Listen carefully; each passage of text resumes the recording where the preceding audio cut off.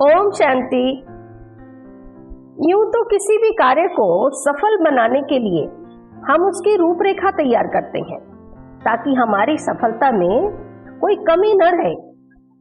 और दादा लेखराज जी जैसे सूझबूझ वाले, धैर्यशील और अचूक परख रखने वाले प्रतिष्ठित व्यक्ति तो अपने कार्य को कितनी समझदारी से करते होंगे, किंतु इस समय उनके जीवन काल में जो भीतर से मोड़ आने लगा था ना, उसको वो समझकर भी समझ नहीं पा रहे थे कि ये मेरे साथ, मेरे अंदर ये कैसा बदलाव आता जा रहा है।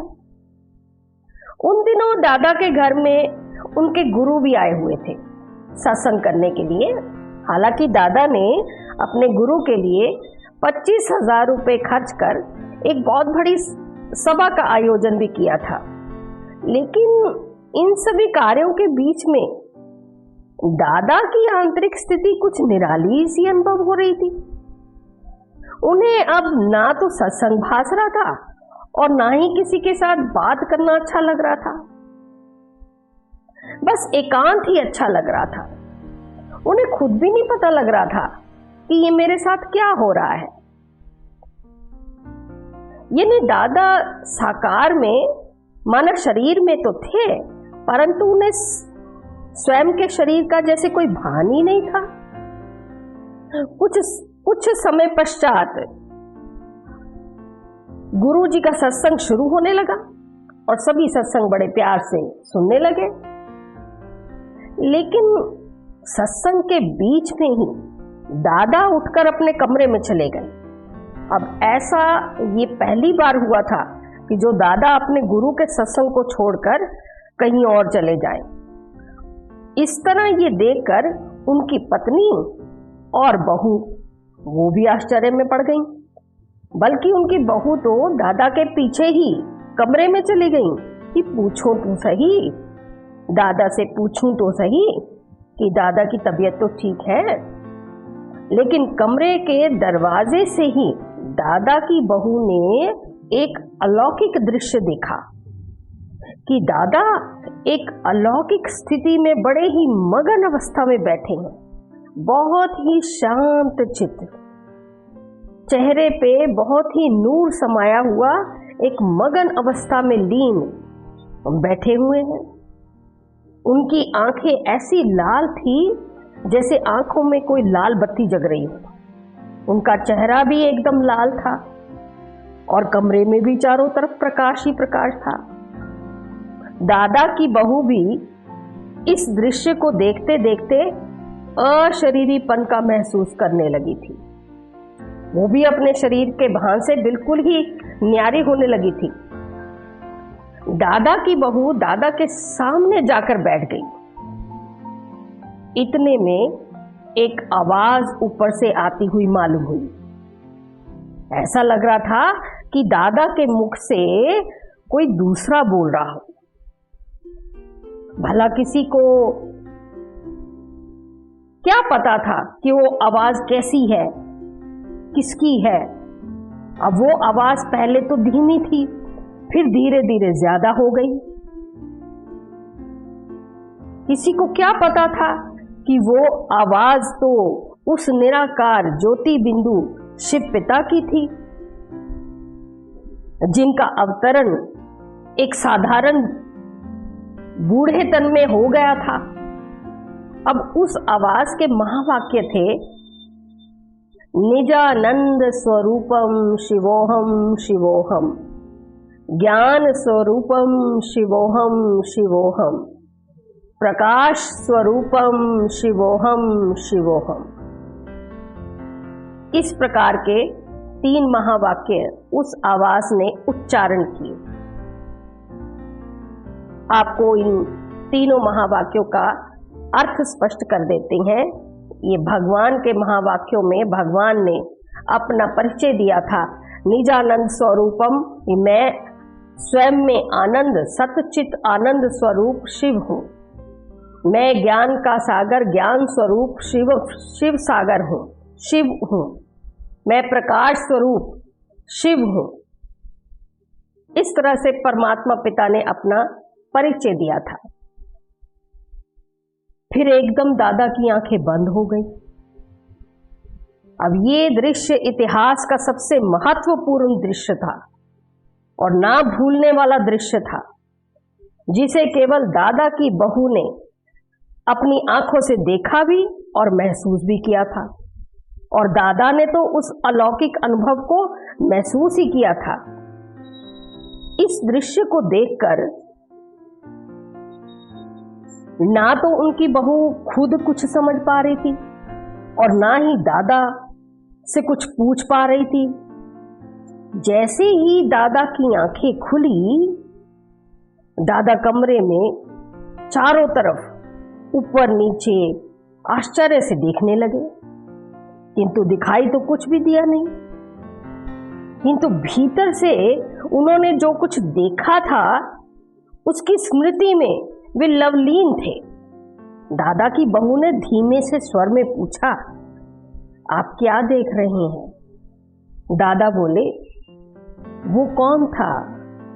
एक लाइट थी, कोई माइट थी, कोई नई दुनिया थी। उसके बहुत ही दूर ऊपर कोई सितारों की तरह से कोई दिखाई दे रहे थे, और जब वो सितारे नीचे आते थे तो कोई तो राजकुमार बन जाता था और कोई राजकुमारी बन जाती थी। अब ये कैसा अलौकिक दृश्य था। उस लाइट और माइट ने मुझे कहा कि ये ऐसी दुनिया तुमको बनानी है, परंतु उसने मुझे कुछ समझाया तो है नहीं है कि ऐसी दुनिया मुझे कैसे बनानी है। भला मैं ये दुनिया कैसे बना पाऊंगा? वो कौन था? एक माइट थी। बस इन्हीं कुछ विचारों के साथ, इन्हीं गंभीर विचारों में दादा फिर से खो गए। अब क्योंकि कलम ने भी उस दिव्य पुरुष के साथ रहते उस अलौकिक अनुभूति को अनुभव तो कर लिया था, और कलम ये अच्छी तरह से समझ भी चुकी थी कि जिस समय की प्रतीक्षा के लिए मेरे स्वामी यानी परमपिता परमात्मा शिव, सृष्टि के पालनहार ने मुझे इंतजार करने के लिए कहा था, अब निश्चित ही वो समय आ चुका है। और ये वही दिव्य पुरुष है जिसका कुछ समय पहले भगवान ने मेरे सामने गायन किया था। बस फिर क्या था?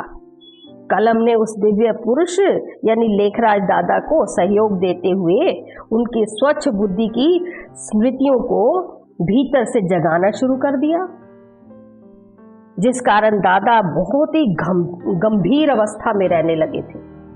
उन्हें इस पुरानी दुनिया से जैसे वैराग्य सा आने लगा था।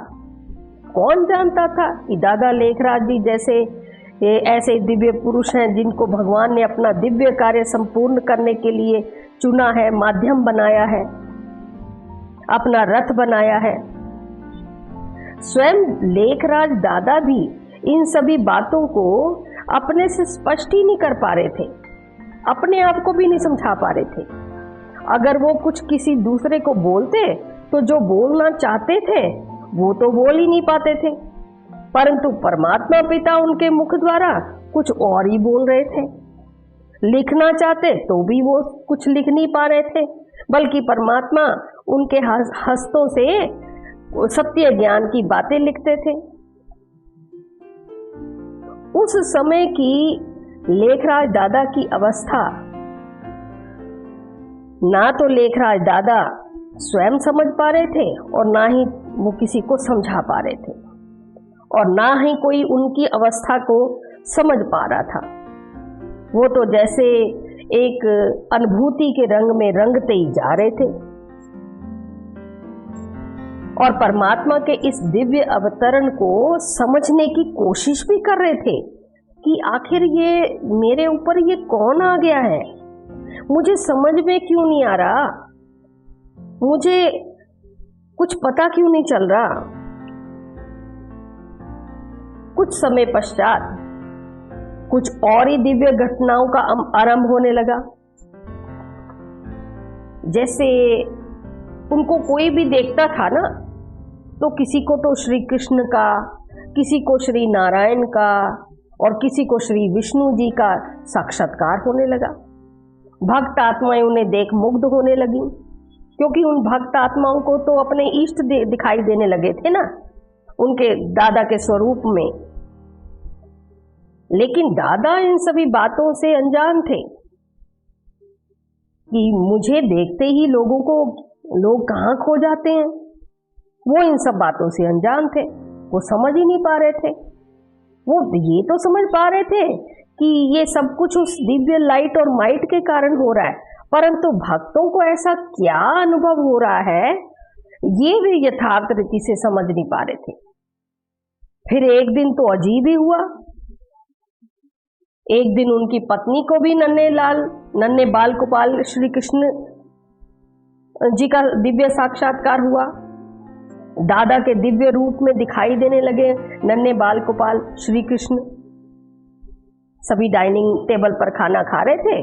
उनकी पत्नी अचानक से एक तक दादा को बड़ी ही प्रेम भरी दृष्टि से श्री कृष्ण का मनमोहक रूप देखकर आनंद विभोर होने लगी और श्री कृष्ण से बातें करने लगी। अब ये दृश्य देखकर तो दादा को भी आभास हुआ कि ये तो कुछ और ही, किसी और से ही बातें कर रही है, तो अपने कन्हैया से बातें कर रही है और देख मुझे रही है। इस तरह से अब दादा की उत्सुकता बढ़ती जा रही थी ये जानने के लिए कि आखिर ये है कौन जो ऐसे साक्षात्कार करवा रहा है, मुझे ही उसने क्यों चुना है, क्यों ये सब वो कर रहा है, आखिर इन सभी बातों का रहस्य क्या है। और इधर से कलम, वो भी अपना सहयोग दादा को पूरा दे रही थी, दादा की स्मृतियों को जगाती जा रही थी। कुछ कलम पकड़वा कर कुछ लिखने का, कुछ बनाने के लिए प्रेरित करती जा रही थी। दादा भी दीवार पर कुछ गोले से बनाते रहते दिन भर, परंतु इन सब का कुछ अर्थ वो जान ही नहीं पाते थे। तो आगे के भाग में हम सुनेंगे कि भगवान परमात्मा शिव ने अपना परिचय दादा को कैसे बताया, कैसे करवाया। तब तक के लिए ओम शांति।